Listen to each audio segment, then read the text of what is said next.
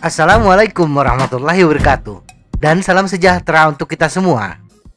Kaset sepeda adalah kumpulan sproket dengan jumlah gigi yang berbeda. Selisih antara jumlah gigi sproket terbesar dengan sproket terkecil disebut dengan rentang gear atau gear range. Kaset 1132T berarti sproket terkecil memiliki jumlah gigi sebanyak 11 buah dan sproket terbesar sebanyak 32 buah. Dan rentang gearnya adalah 291%. Semakin besar persentase rentang gear, semakin luas medan yang bisa kita lalui, mulai dari jalan datar hingga tanjakan. Tetapi angka tersebut, 1132T, hanya bercerita tentang top speed, sproket terkecil, dan low speed, sproket terbesar. Bagaimana dengan jumlah gigi di sproket yang lain?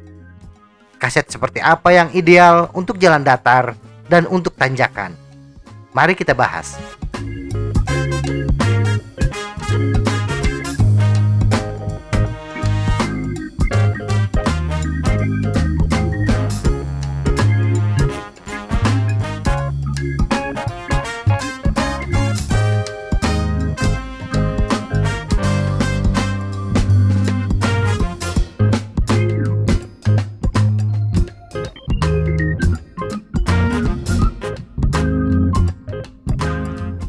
Tantangan yang dihadapi.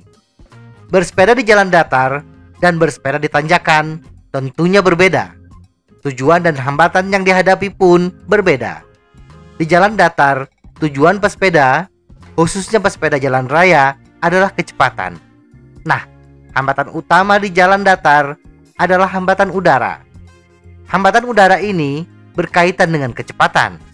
Semakin cepat sepeda kita kayuh, maka semakin besar pula hambatan udara yang harus dilawan.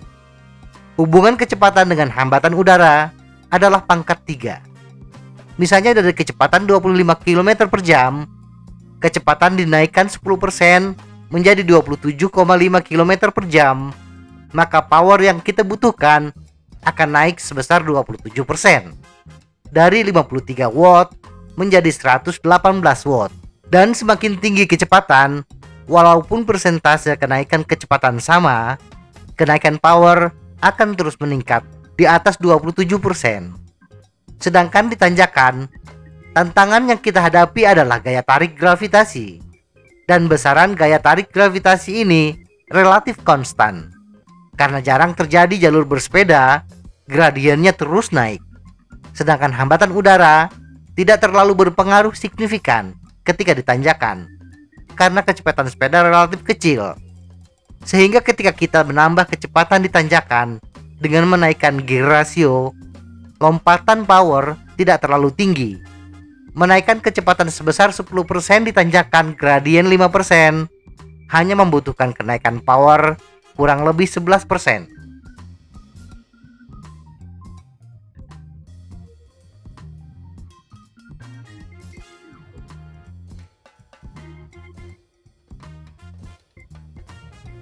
Lonjakan power. Tubuh manusia tidak seperti mesin. Mari kita ambil perumpamaan yang kebetulan satuannya sama, yaitu listrik. Bila listrik di rumah kita memiliki batas daya 450 watt, maka ketika listrik dinyalakan langsung mencapai angka 450 watt, tidak ada permasalahan. Tetapi bila pesepeda yang memiliki FTP 450 watt, kita tidak bisa memporsir daya langsung 450 watt. Butuh tahapan untuk mencapai maksimum daya yang dikeluarkan, khususnya pada daya-daya yang mendekati FTP. Oleh karena itu, kita harus memperhatikan lonjakan power yang dibutuhkan ketika kita ingin menaikkan kecepatan. Lonjakan power yang terlalu besar akan membuat pesepeda lebih cepat kelelahan, dan ujung-ujungnya pesepeda tidak bisa mempertahankan kecepatannya dalam waktu yang lama.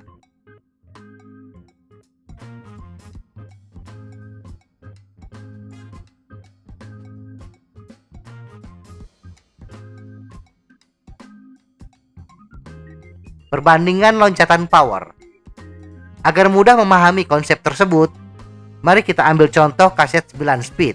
Dari data yang saya kumpulkan dari situs Shimano, kaset 9 speed sepeda jalan raya memiliki 8 varians, yaitu 1128T, 1132T, 1134T, 1130T, 1236T, 1225T, 1325T, dan 1425T. Dari 8 varians tersebut, terdapat 4 varians yang memiliki urutan tongkol jagung atau concave kaset pada top gearnya, yaitu 1225T, 1325T, 1425T, dan 1128T. Dan kita menambahkan satu kaset yang murni tongkol jagung, yaitu 13, 14, 15, 16, 17, 18, 19, 20, 21T sebagai pembanding. Lonjakan power yang akan kita analisis hanya bagian top gear saja, yaitu sprocket yang digunakan ketika pesepeda menambah kecepatan dari sprocket ke-1 hingga sprocket ke-6, bila sprocket ke-1 adalah sprocket terkecil. Kaset yang memiliki lonjakan power yang relatif konstan adalah kaset yang terbaik. Hal ini terlihat dari kaset tongkol jagung 1321T. Garis kenaikan power relatif konstan. Kaset tongkol jagung ini, selisih jumlah gigi antara sprocket adalah 1T dan memiliki step gigi yang konstan dari 6 hingga 8% untuk top gear. Walaupun top sprocket adalah 13T dan low sprocket 21T terkesan lambat bagi sebagian pesepeda, tetapi intinya bukan pada top dan low sprocket. Intinya adalah step gear. Misalnya menggunakan kaset 11-19T, hasilnya tetap sama. Dan kaset yang memiliki lonjakan power terlalu curam adalah 11-34T, membutuhkan penambahan power sebesar 59% ketika gear dipindahkan ke top gear 50-11T. Sedangkan kaset yang ada di pasaran yang mendekati kaset tongkol jagung 1225T, 1325T, 1425T, dan 1128T, lonjakan power di top gear terhitung landai. Dan yang terbaik adalah kaset 1425T yang memiliki lonjakan yang konstan, bahkan di bawah kaset 1321T. Kaset 1132T dan kaset 1134T memang didedikasikan untuk tanjakan, sehingga bila kita perhatikan, step gear lebih rapat di bagian low sprocket. Kaset 1132T lebih cocok untuk jalur dengan tanjakan yang tidak begitu panjang, masih didominasi oleh jalur datar bila dibandingkan dengan kaset 1134T.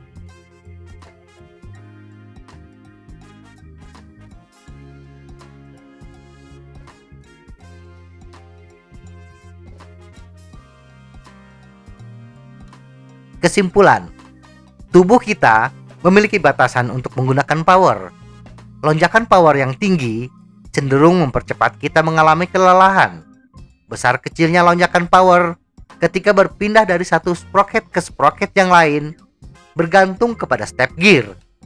Semakin kecil step gear dan semakin konstan kenaikannya, kaset terhitung memiliki kinerja yang baik, khususnya di jalur datar. Dari ke-8 varian kaset 9 speed jalan raya, kaset terbaik menurut saya adalah 1425T, dan secara berturut-turut 1325T, 1128T, 1225T, 1236T, 1130T, 1132T, dan 1134T. Semoga informasi ini bermanfaat. Tetap sehat, salam goes.